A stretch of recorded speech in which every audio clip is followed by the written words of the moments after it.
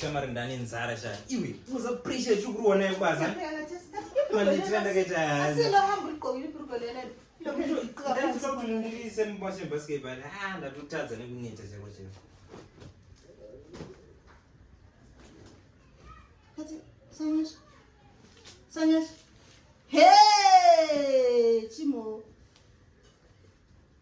Ha? Ayo. Ayiwa ini. So ngicholele amakhondom ezikhomeni zakho. Ngokuza ngamakhondom la Sanyash. Manga na ungayenza nawo wabona. Na. Ayo. Ngathi kuyilo. Anti condom. Ngana amakhondom. Ndafuna ndajonzo ndayila ku.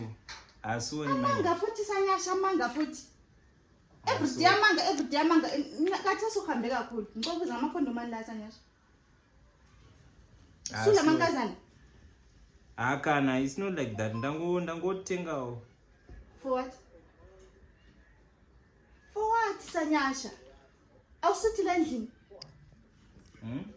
Angu satisfied. Sula mankazana. Khuluma phela Sanyasha, sula mankazana yini? Amakhondom ngawani? Alright, fine. Andwakha uchifura chichichi. Enda unofura again. Sorry manje. Enda unofura futhi. Sabukuthi ndithi sho. Yenda unofura futhi. Ungihambele. Sorry manje. Ungithathe amakhondom akho la ungihambele. Sorry. Khathele nguwe wena. Makhondom. Ngapho siyethu ngasibandanga ngivele kubona kuyo happy sorry for what? Ungaqala nje amakhondom lawa asebenziselo baza kuxolela.